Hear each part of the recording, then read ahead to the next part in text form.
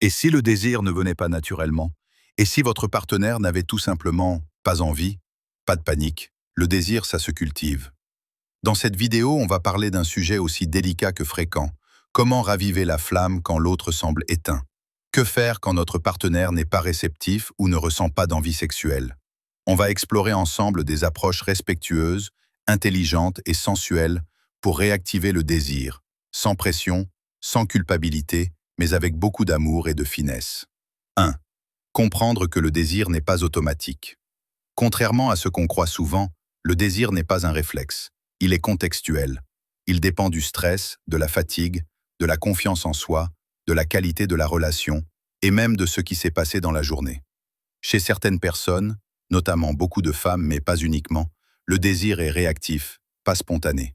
Ça veut dire qu'il n'apparaît pas avant qu'une certaine stimulation émotionnelle ou physique n'ait eu lieu. Donc si votre partenaire n'a pas envie, ce n'est pas forcément qu'il ou elle ne vous désire plus. C'est que le contexte n'est pas encore propice. 2. Créer un climat émotionnel propice. Le désir naît souvent bien avant la chambre à coucher. Il se construit dans la sécurité émotionnelle, l'attention et la complicité. Demandez-vous, est-ce que mon partenaire se sent vu, écouté, respecté? Un message attentionné dans la journée, une écoute sans interruption, un compliment sincère, peuvent parfois faire bien plus qu'un geste sexy. L'excitation naît dans l'intimité du quotidien. Ne cherchez pas le désir dans les zones érogènes si le cœur, lui, est en veille.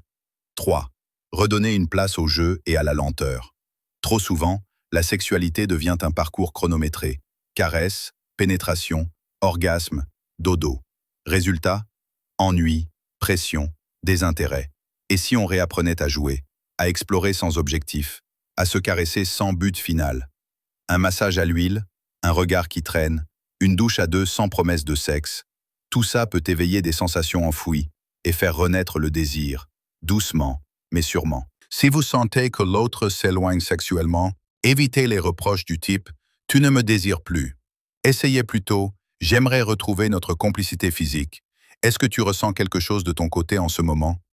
Une conversation ouverte, sans jugement, peut permettre de comprendre ce qui bloque. Fatigue, stress, image de soi, trauma, routine. Parfois, ce n'est pas vous. Ce n'est même pas eux. C'est la vie, tout simplement. Et ça se traverse à deux. 5. Laissez de la place au silence et à l'absence. Paradoxalement, trop vouloir forcer le désir peut l'éteindre encore plus. Le désir a besoin d'espace, de mystère, parfois même de manque. Prenez du temps pour vous. Faites des choses qui vous font vibrer. Redevenez désirable à vos propres yeux. Car rien n'est plus excitant qu'un cuneux partenaire qui s'aime, qui rayonne, qui n'attend pas tout de l'autre pour se sentir vivante. Exciter un cuneux partenaire qui n'a pas envie, ce n'est pas appuyer sur un bouton. C'est un art subtil, un chemin à deux, qui demande patience, tendresse et curiosité. Souvenez-vous, le désir ne meurt pas, il dort parfois. Et il attend qu'on vienne le réveiller, doucement. Si cette vidéo vous a parlé, laissez un like, abonnez-vous à la chaîne et partagez en commentaire votre expérience ou vos questions. Le désir, ça se nourrit aussi par la parole.